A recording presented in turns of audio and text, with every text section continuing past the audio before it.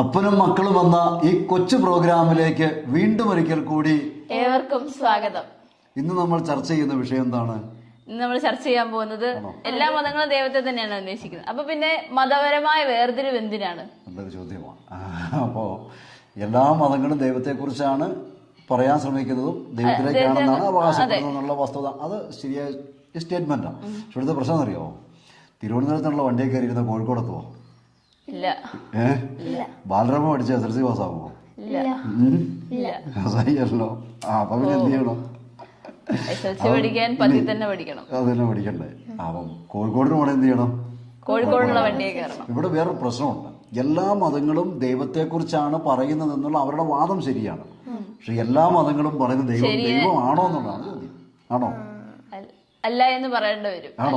നമ്മുടെ ചുറ്റുവട്ടിലേക്ക് നോക്കിയാൽ ജാതിയുള്ള ദൈവമുണ്ട്, മതമുള്ള ദൈവമുണ്ട്, പ്രവാചകൻ തന്നെയുള്ള ദൈവമുണ്ട്, മതം തന്നെയുള്ള ദൈവമുണ്ട്, രാഷ്ട്രസങ്കല്പമുള്ള ദൈവമുണ്ട്. സൃഷ്ടാവിന് എന്തെങ്കിലും ഉണ്ടാവുമോ? ഇല്ലില്ല.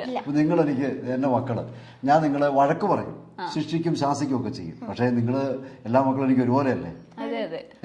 നിങ്ങൾ ഞാൻ ജാതിയും മതവും ഉണ്ടാക്കിയാലോ യഥാർത്ഥ പിതാവാണോ? പിതാവെന്ന് വിളിക്കാൻ പറ്റത്തില്ലല്ലോ. അപ്പൊ യഥാർത്ഥ സൃഷ്ടാവിന് എന്തില്ല? വേർതിരിവുകളില്ല. അതിന് ജാതിയും മതവും. ദൈവത്തിലേക്ക് ആകാൻ ചില ചിട്ടവട്ടങ്ങളും മനുഷ്യൻ ബലഹീനനാകാനും നൽകുന്നതാണ്. അത് ദൈവം നൽകുന്നതല്ല, മനുഷ്യന്റെ ബലഹീനതയെ ദൈവം അനുവദിക്കുന്നതാണ്. അപ്പൊ അതാകാം. അപ്പോൾ എന്താ പ്രശ്നം? എങ്ങനെ തിരിച്ചറിയാം ദൈവം ആരായിരിക്കും? സൃഷ്ടാവ് ആരായിരിക്കും?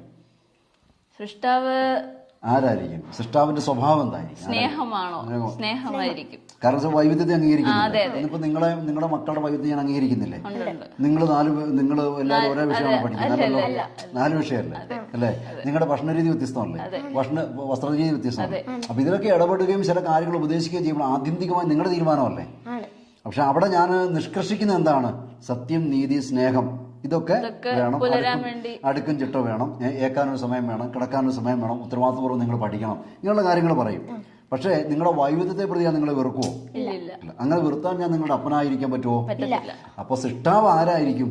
സ്നേഹിക്കുന്നവനായിരിക്കും. അവന് വൈവിധ്യത്തെ അംഗീകരിക്കുന്നവനായിരിക്കും. മനസ്സിലായോ? അതാണ് നമ്മൾ ആദ്യം വൈവിധ്യത്തെ അംഗീകരിക്കാന്ന് പറയുമ്പോൾ നന്മയിലും സ്നേഹത്തിലുള്ള, അല്ല തിന്മയുടെ വൈവിധ്യമല്ല. ഇപ്പൊ അപ്പൻ നിങ്ങൾ കള്ളുപിടിച്ച് അംഗീകരിക്കുമോ? വീഡിയോ വിളിച്ച് സമ്മതിക്കുമോ? നിങ്ങൾ ഈ സെക്സ് വീഡിയോകൾ കണ്ട അപ്പൻ അംഗീകരിക്കുമോ? സമ്മതിക്കോ? ഇല്ല. അപ്പൊ എന്തുകൊണ്ടാ? തിന്മ അംഗീകരിക്കുകയല്ല. പക്ഷെ എന്ത് ചെയ്യും? അതിനുവേണ്ടി നിങ്ങളെ കൊല്ലുവോ? കൊല്ലുകയല്ല. പക്ഷെ എന്ത് പറയും? നിങ്ങൾ ചെയ്യുന്ന തെറ്റാണ്, നിങ്ങൾക്ക് ഈ ഭവനത്തിൽ ഇടമില്ല എന്ന് പറയും അല്ലേ? മക്കളോട് പലപ്പോഴും പറഞ്ഞിട്ടില്ലേ? ഈ കുടുംബത്തെ ഇങ്ങനെ പറ്റുള്ളൂ അല്ലേ? പറഞ്ഞിട്ടില്ലേ? ശക്തമായിട്ട് പറഞ്ഞിട്ടില്ലേ? ഈ കുടുംബം ഇങ്ങനെയാണ്, ഇവിടെ സത്യത്തിനും സ്നേഹത്തിനും നീതിക്കും നിരക്കാതെ പറ്റില്ല എന്നാൽ കൃത്യമായി പറയും. അപ്പൊ നിങ്ങൾ മാന്യമായിട്ട് ജീവിക്കണം, മനുഷ്യനെ സ്നേഹിക്കാൻ പഠിക്കണം അല്ലേ? നിങ്ങൾക്ക് സാമൂഹ്യ പ്രതിബദ്ധത ഉണ്ടാവണം പറഞ്ഞിട്ടില്ലേ? നിങ്ങൾക്ക് രാഷ്ട്രത്തോട് പ്രതിബദ്ധത ഉണ്ടാവണമെന്ന് പറഞ്ഞിട്ടില്ലേ? അപ്പം അങ്ങനെ പറയും. പക്ഷെ തിന്മയെ കുറിച്ച് പറയുമോ? അതിനുവേണ്ടി എന്തെങ്കിലും തിന്മയുടെ മാർഗം പറഞ്ഞു തരുമോ? ഇത് സാധിക്കാൻ വേണ്ടി പറയല്ലോ. കള്ളത്തരം പറയണമെന്ന് പറയുമോ? ഏതെങ്കിലും രീതിയിൽ ഒരു കാര്യം സാധിക്കുന്നതിന് വേണ്ടി കള്ളത്തരം പറയാൻ പറയത്തില്ല. അപ്പൊ സൃഷ്ടാവിൽ ഒരിക്കലും വൈരുദ്ധ്യങ്ങളില്ല. മനസ്സിലായോ? സൃഷ്ടാവായ ദൈവത്തിൽ വൈരുദ്ധ്യങ്ങളില്ല. സ്വഭാവം ഒന്നായിരിക്കും. അപ്പൊ സൃഷ്ടാവ് പഠിപ്പിക്കുന്നത് എന്നായിരിക്കും? സൃഷ്ടാവിന്റെ സ്വഭാവമല്ലേ പഠിപ്പിക്കുള്ളൂ? അല്ലേ? അപ്പൊ എങ്ങനെയാണ് യഥാർത്ഥ ദൈവത്തെ നമുക്ക് തിരിച്ചറിയാൻ പറ്റും? അപ്പൊ നമുക്ക് എന്ത് വേണം? മതങ്ങൾ ഇവിടെ ഇഷ്ടംപോലെ ഉണ്ടായിക്കോട്ടെ, നമുക്കാർക്ക് എതിർക്കേണ്ട കാര്യമില്ല. അത് സൃഷ്ടാവിന്റെ പൊടി, കർത്താവ് നോക്കട്ടെ, അത് കർത്താവിന്റെ പ്രവൃത്തിയാണ്. പക്ഷേ നമുക്ക് പറയാനൊരു കടമയുണ്ട്, നന്മ ഏതാണ്, തിന്മ ഏതാണ്. അപ്പം സകലത്തിൻ്റെ സൃഷ്ടാവ്, ഇപ്പം ഞാൻ പറയാം, ആഫ്രിക്കൻ രാജ്യങ്ങളുള്ളവരുടെ രീതിയല്ല യൂറോപ്പിലുള്ളവരുടെ അല്ല ഏഷ്യയിലുള്ളത്. അപ്പം ഇങ്ങനെ വ്യത്യസ്തങ്ങളായ ഓസ്ട്രേലിയക്കാർ, ഓരോ നാട്ടിലുള്ളവർക്കും വ്യത്യസ്തമായ രീതിയാണ്. ഇതിനെ സൃഷ്ടിച്ചതിന് ശേഷം ഞാൻ ഏകനാണ്, അല്ലെങ്കിൽ എനിക്ക് ജാതിയുണ്ട്, എനിക്ക് മതമുണ്ട്, ഇങ്ങനെ മാത്രമേ പറ്റത്തുള്ളൂ അങ്ങനെ പറയോ? പറയത്തില്ല. നന്മ മാത്രമേ അനുവദിക്കുള്ളൂ. പക്ഷേ ഇവിടെ ഇതേ പറ്റുള്ളൂ എന്ന് പറയും. പക്ഷേ അത് അടിച്ചേൽപ്പിക്കില്ല. അപ്പൊ ഇങ്ങനെയാണ് നമ്മൾ യഥാർത്ഥ ദൈവത്തെ നമുക്ക് തിരിച്ചറിയാൻ പറ്റുക. അപ്പൊ സ്നേഹം, ക്ഷമ, സൗമ്യത ഇങ്ങനെയുള്ളതായ ബൈബിളിൽ ചോദിക്കുന്ന ചോദ്യമുണ്ട്, നിന്റെ സഹോദരൻ എവിടെ? അപ്പൊ യഥാർത്ഥ ദൈവം ചോദിക്കുന്ന ചോദ്യം എന്നായിരിക്കും? സഹോദരൻ എവിടെ? അതുകൊണ്ടാണ് ബൈബിള് പറയുന്നത് സ്നേഹിക്കാത്ത ദൈവത്തെ കണ്ടിട്ടില്ല. മനസ്സിലായോ? അതാണ്. അപ്പൊ എല്ലാ മതമല്ല, അവർക്ക് മതമായിരിക്കും. ഇപ്പൊ ഞാൻ വേറെ ഉദാഹരണമൊക്കെ പറഞ്ഞുതരാം. എല്ലാ രാഷ്ട്രീയ പാർട്ടിയും അല്ലേ? അല്ലേ? പക്ഷെ യഥാർത്ഥ രാഷ്ട്രീയമാണോ? ക്ലിയർ ആണോ? മനസ്സിലായി. യഥാർത്ഥ രാഷ്ട്രീയ പാർട്ടി രാജ്യസ്നേഹം, ദേശീയത ഉയർത്തിപ്പിടിക്കും. വികസനം ന്യൂനപക്ഷ പ്രീണനോ ഭൂരിപക്ഷ പ്രീണനോ നടത്തിയല്ല. അത് രണ്ടും ഒരേപോലെ തിന്മയാണ്. മനസ്സിലായോ? മതത്തിന്റെയോ ജാതിയുടെയോ പേരിൽ രാഷ്ട്രീയം ഉപയോഗിക്കുന്നത് പൈശാചികതയാണ്. യഥാർത്ഥ രാഷ്ട്രീയ പാർട്ടി ചെയ്യില്ല.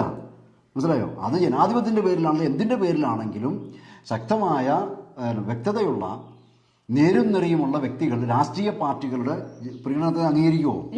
തിന്മയെ തിന്മയെന്ന് വിളിക്കും. മനസ്സിലായോ? അപ്പം രാഷ്ട്രീയ വികസനവും ദേശീയതയും ജനക്ഷേമവും ക്ഷേമരാഷ്ട്ര സങ്കല്പവും ഉയർത്തുന്നതാണ് യഥാർത്ഥ രാഷ്ട്രീയ പാർട്ടി. പക്ഷെ എല്ലാം എന്നും പറഞ്ഞുകൊണ്ട് രാഷ്ട്രീയ പാർട്ടി അല്ലാതാകുന്നില്ല എന്ന് പറഞ്ഞാലും എല്ലാ മതങ്ങളും മതം തന്നെയാണ്. പക്ഷേ യഥാർത്ഥ മതം സൃഷ്ടാവിന്റെ വൈവിധ്യത്തെയും ആ സ്നേഹം എന്ന് പറയുന്ന അവസ്ഥയെ കാണിക്കും. അതുകൊണ്ടല്ല ഇപ്പൊ ക്രിസ്തു നോക്കി കുരിശിൽ തറച്ചപ്പോഴും എന്താ പറഞ്ഞേ? പിതാവേ ഇവരോട് ക്ഷമിക്കണമേ. ഒറ്റ കൊടുത്ത യുദാസിനെ എന്താ വിളിച്ചേ? സ്നേഹിതാന്നാ വിളിച്ചല്ലേ. പക്ഷെ കൂടെ നിന്ന് കൃത്യമായ കാര്യങ്ങൾ പഠിച്ച് പത്രോസിനെയോട് എന്നാ പറഞ്ഞു? അപ്പൊ ഇത് കൃത്യമായിട്ട് അറിഞ്ഞുകൊണ്ടാ പറഞ്ഞത്. അതാണ് മക്കളോടുള്ള കാർക്കശ്യം കാണിക്കുന്നതാണ്. അപ്പൊ അതുകൊണ്ട് ഏതെങ്കിലും മതമായാലും എവിടെയെങ്കിലും എത്തും. മനസ്സിലായോ? എത്തും. അപ്പൊ അതുകൊണ്ട് മനുഷ്യൻ ബലഹീനനാകിയാൽ അതൊക്കെ ആവശ്യം. മനുഷ്യൻ ഭൗതികമായ ആത്മീയമായ വളർച്ച എത്തിക്കഴിഞ്ഞാൽ ഇതിന്റെ ഒന്നും ആവശ്യമില്ലാത്ത സ്റ്റേജ്. പക്ഷെ അങ്ങനെ സ്റ്റേജ് ഉണ്ടാകട്ടെ. അത് നമ്മുടെ കർത്താവിന്റെ രണ്ടാം വരവോട് കൂടി അതെല്ലാം ക്രമീകരിക്കപ്പെടുന്നൊരവസ്ഥയുണ്ടാകും. അപ്പൊ ഏതെങ്കിലും മതം പോരാ, കൃത്യമായ മതമായിരിക്കണം. അതുപോലെ തന്നെ ചില മതങ്ങളിലുണ്ടല്ലോ മാർഗം ലക്ഷ്യത്തെ സ്വാധീനിക്കും. ലക്ഷ്യം എന്ന് പറഞ്ഞാല് ഇപ്പം കോഴിക്കോട് എത്തണ്ടേല് എങ്ങനെയെങ്കിലും പോയാൽ മതി എന്ന് പറയും. കള്ളവണ്ടി കയറിയാലും കുഴപ്പമില്ല, ടിക്കറ്റ് എടുക്കാതെ ട്രെയിനിൽ കയറിയാലും കുഴപ്പമില്ല. മനസ്സിലായോ? ചില മതങ്ങൾ അങ്ങനെയാ പറയുന്നത്. പക്ഷെ ക്രിസ്ത്യാനിറ്റി പറ്റുമോ? ലക്ഷ്യവും മാർഗവും ഒന്നായിരിക്കണം.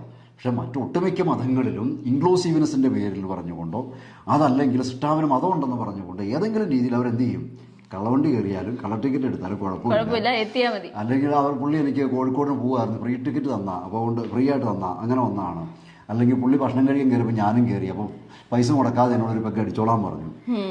അപ്പോൾ ഒരു പെഗ്, അങ്ങനെയൊക്കെ പല രീതിയിൽ പറയും. ലക്ഷ്യവും മാർഗവും ഒന്നായിരിക്കണം യഥാർത്ഥത്തിൽ. അപ്പൊ ലക്ഷ്യവും മാർഗവും രണ്ടാണെങ്കിൽ അത് രാഷ്ട്രീയ പാർട്ടി ആണെങ്കിലും ഇന്ത്യക്കാരെ ഒരേപോലെ കാണുക.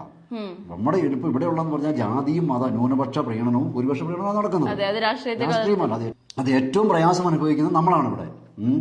അപ്പൊ ഈ ന്യൂനപക്ഷ പ്രീണനവും ഭൂരിപക്ഷ പ്രീണനവും രാഷ്ട്രീയമല്ലാത്തതുപോലെ തന്നെ ജാതി മതമല്ല. അവർക്ക് അവകാശപ്പെടാം, നമുക്ക് സ്വാതന്ത്ര്യമുണ്ട്, അവരുടെ സ്വാതന്ത്ര്യമാണ് ഞങ്ങൾ മതമെന്ന് പറയാനുള്ളത്. പക്ഷേ യഥാർത്ഥ മതമല്ല എന്നുള്ളതാണ് ഇതിന്റെ പ്രത്യേകത. അപ്പൊ ഇനി നിങ്ങളോടൊരു ചോദ്യമുണ്ട്. ഇപ്പൊ നിങ്ങളിത് പറഞ്ഞല്ലോ. അപ്പൊ അങ്ങനെയാണെങ്കിൽ അവനവന്റെ മതത്തെക്കുറിച്ച് പറയുന്ന വർഗീയതയല്ലേ?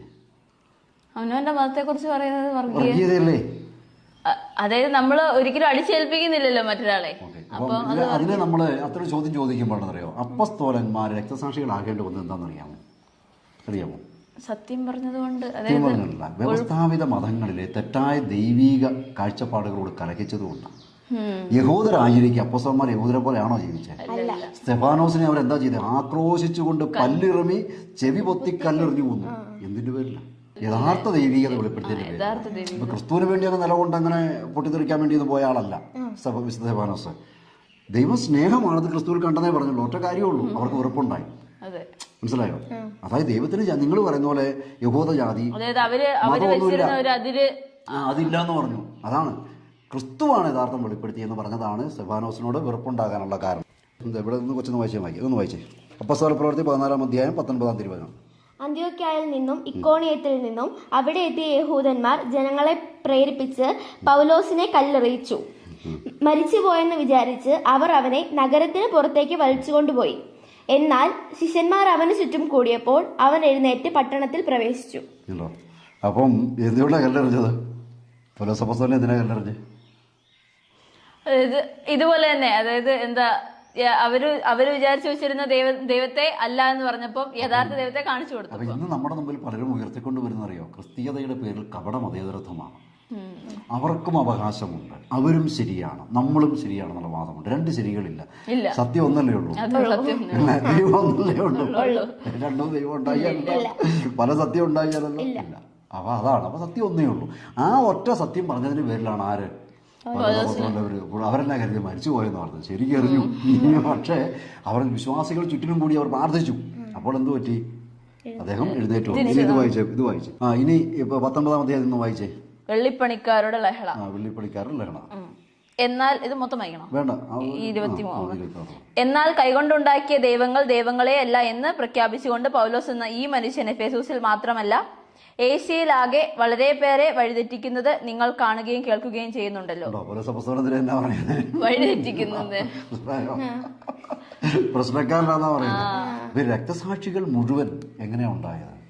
ദൈവം സ്നേഹമാണെന്നുള്ള സത്യം അല്ല, അവർ ക്രിസ്തുമതം സ്ഥാപിക്കാൻ വേണ്ടിയൊന്നും പോയില്ല. അപ്പൊ കാര്യം മനസ്സിലായല്ലോ. അപ്പസ്തോലന്മാർ രക്തസാക്ഷികളായത്, ആദിമ സമൂഹം രക്തസാക്ഷികളായത്.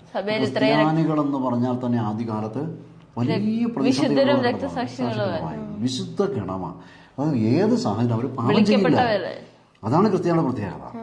ദൈവിക കാര്യങ്ങളിൽ ദൈവ സ്നേഹമാണെന്നുള്ള സത്യം ഉറക്കം പറയും. ഏത് സാഹചര്യമാണ്, ഏത് മതത്തിൽ വെറുത്താൽ അവർക്ക് പ്രശ്നമല്ല. അതെന്തിനു വേണ്ടിയാണ്? മനുഷ്യന്റെ നന്മയ്ക്ക് വേണ്ടി, ദൈവത്തിന്റെ നന്മയ്ക്ക് വേണ്ടിയാണ്. അതാണ് ക്രിസ്ത്യാനിയുടെ പ്രത്യേകത. ദൈവത്തിനെ സംരക്ഷിക്കേണ്ട ഒരു ആവശ്യം ക്രിസ്ത്യാനിറ്റിയിൽ ഇല്ല. സംരക്ഷിക്കപ്പെടേണ്ട ദൈവം നമുക്കില്ല.